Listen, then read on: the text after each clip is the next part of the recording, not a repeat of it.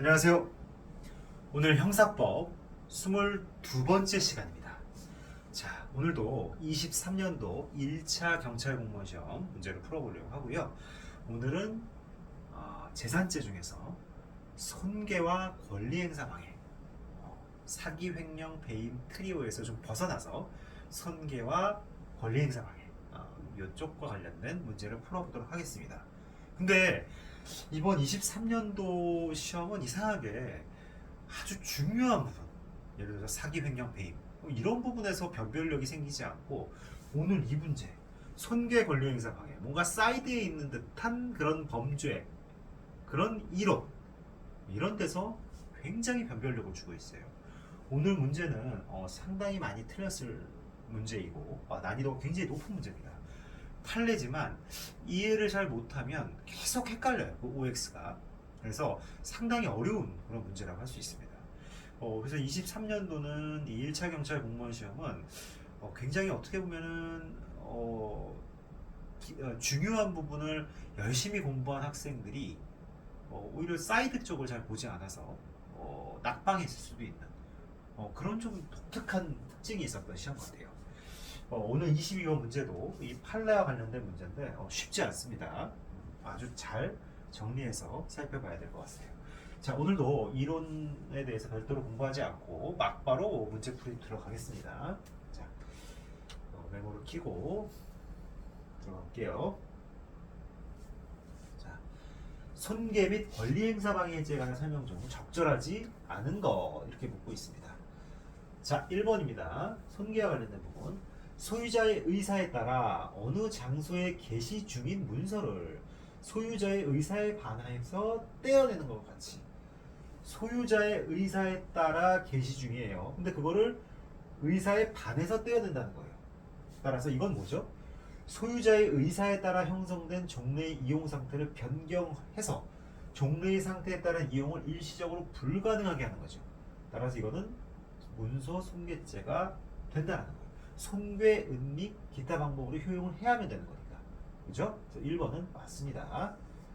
이건 뭐 그렇게 어려운 판례는 아니에요. 자, 두 번째. 다른 사람의 소유물을 본래의 용법에 따라 무단으로 사용 수익하는 행위는 소유자를 배제한 채 물건의 이용 가치를 영득하는 것이고, 그 때문에 소유자가 물건의 효용을 누리지 못하게 되었다면 그 효용 자체가 침해된 것으로 볼 수 있어. 요건 잘 일단 체크해 둡시다. 재물손괴죄를 구성한다. 일단 이거 틀린 지문이에요. 자, 이거 굉장히 좀 아주 난해해 보이는데 사실은 당연한 거예요.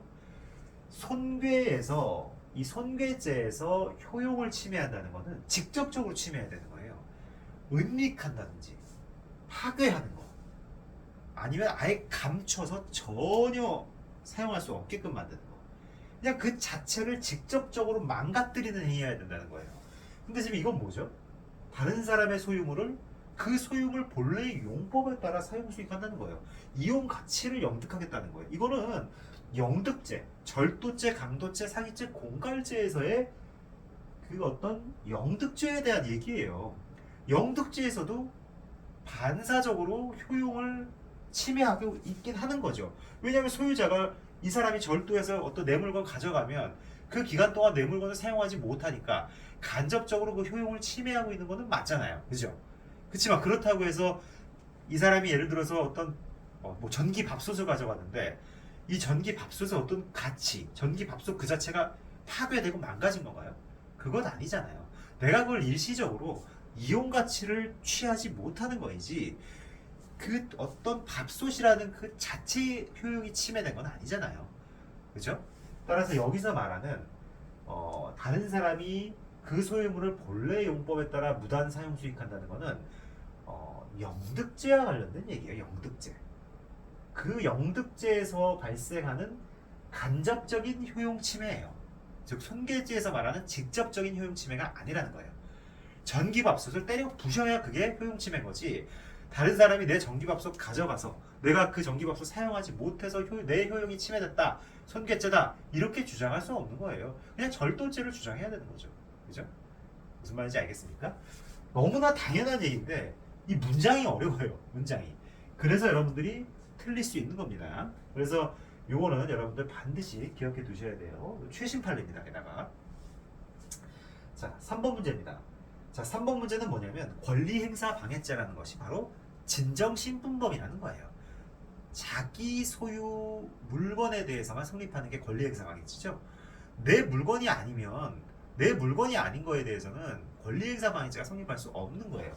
자, 이 사안은 뭐냐면 물건의 소유자가 아닌 갑이라는 사람, 즉 소유자가 아니면 결국 비신분자가 되는 거죠. 소유자만 이 범죄를 범할 수 있는 신분범이 신분자예요. 그렇기 때문에 소유자가 아닌 사람은 비신분자인 거예요.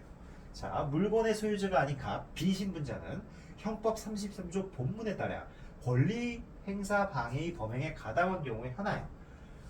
권리행사 방해죄의 공범이 될 수 있을 뿐이며, 즉 33조 본문이라는 거는 신분자가 내 물건을 자기 소유물에 대해서 취거하는 그런 어떤 상황에서 이렇게 갑이라는 비신분자가 가담했을 때, 공범으로 가담했을 때만 성립할 수 있다 이 얘기예요. 권리행사 방해죄가.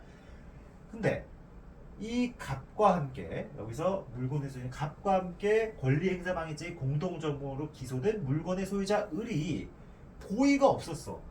내가 내 물건을 취거하는 데 있어서 고의가 없었다는 거예요. 그렇다면 얘 을은 범죄 성립이 안 되는 거죠. 구성요건 해당성이 탈락되는 거죠. 33조 본문에서 비신분자는 신분범의 범죄가 성립해야 거기 연대해서 범죄가 성립하는 건데, 신분자인 소유자, 물건의 소유자가 고의가 없어서 구성요건 해당성이 탈락되면 당연히 비신분자에게도 연대할 수 있는 사람이 없잖아요. 연대할 수 있는 사람이 없잖아요. 따라서 비신분자도 범죄 성립이 불가능하다는 그 얘기입니다. 따라서 요 소유자 을에게 고의가 없어 범죄가 성립하지 않는다면 비신분자인 갑에게도 공동정범이라는 것이 성립할 여지가 없다는 거예요. 맞습니다. 권리행사 방해죄가 신분범이다. 그 얘기를 하고 있는 문제예요. 자, 4번이 어려워요. 저는 이 4번이 여러분들이 굉장히 많이 헷갈렸을 것 같아요. 자, 이건 민사적 지식이 없어서 그래요, 여러분. 이게 변호사 시험에 아마 출제됐으면 많이 맞췄을 거예요. 변호사 시험에는 민사법을 공부하기 때문에 민사적인 지식들이 구비가 돼 있어요. 따라서 이 문제를 많이 맞췄을 거예요. 물론 뭐 많이 그래도 틀렸을 것 같긴 한데, 근데 이제 민사적인 지식이 없는 사람들한테는 무슨 소리지? 이게 뭐야? 이렇게 될 거예요. 자, 가압류 후, 가압류라고 하는 거는 어떤 물건을 내가 예를 들어서 A라는 사람한테 100만 원을 빌려줬어요. 근데 이 사람이 돈을 안 갚아. 그러면 내가 이 사람의 채권, 이 사람이 다른 사람한테 가지고 있는 채권이나 아니면 물건에 압류를 미리 보전 처분을 하는 거야. 그거를 그게 그 사람이 가지고 있는 유일한 재산일 거 아니에요. 그거를 다른 사람한테 처분하지 못하도록 내가 나중에 이 사람이랑 소송을 해서 내가 채권을 받아냈을 때 집행할 재산이 있어야 되잖아요. 그 집행할 재산을 사전에 확보하기 위한 목적으로 가압류를 걸어놓는 거예요. 가압류를. 그래서 이렇게 어떤 가압류 후에 이런 어떤 가압류 행위를 했어요. 보전 처분으로. 근데 이 돈을 안 갚은 놈이, 즉 피가압류자가 내 목적물을, 이 가압류된 목적물을 제3자한테 팔아버렸어. 근데 그거를 팔았을 때 매수한 사람이 바로 제3취득자예요. 무슨 말인지 알겠어요? 내가 가압류했는데, 내가 돈 안 갚는 A라는 놈의 물건에 대해서 가압류했는데 그 놈이 함부로 내 물건을 다른 사람한테 팔아버린 거예요. 근데 그 팔아버렸을 때 그 상대방, 매수인, 이게 바로 제3취득자예요. 근데 법리적으로 제3취득자는 가압류권자한테 대항할 수 없어요. 내가 미리 이 물건에 대한 권리를 확보해 놓은 거잖아요, 사전적으로. 그렇기 때문에 제3취득자는 그렇게 물건을 취득했다 하더라도 이 가압류권자한테 대항할 수가 없는 거예요. 따라서 대항할 수 있다는 건, 없다는 거는 이 가압류권자의 어떤 법률상 지위, 권리에 하등의 영향을 미칠 수 없다는 거예요. 따라서 제3취득자는 이건 존재감이 전혀 없는 거예요. 그래서 이 사람이 예를 들어서 다른 사람에 대해서 허위 채무를 부담해서 저당권, 이 가압류가 된 목적물에다가 저당권을 설정했어. 허위 채무를 부담해서 그 채권자한테 저당권을 설정했어. 그렇다 하더라도 이 제3취득자는 가압류권자한테 대항할 수 없기 때문에 얘가 뭔 짓을 하더라도 이 가압류권자의 법률상 지위에는 아무런 영향이 없다는 거예요. 따라서 얘가 아무리 제3취득자가 근저당권 설정을 했다 하더라도 이거는 강제집행 면탈죄가 될 수 없다는 거예요. 강제집행 면탈이라는 거는 채무가 있는 사람이 내 채무를 면탈하기 위해서 처분행위를 하는 거잖아요. 근데 가압류의 제3취득자가 이걸 아무리 처분한다 하더라도 법률상 지위에 영향이 없어요. 가압류권자한테는. 따라서 아무런 영향을 미칠 수가 없는 거예요. 그런 사람이 강제집행 면탈이라는 행위를 할 수가 있나요? 못하는 거잖아요.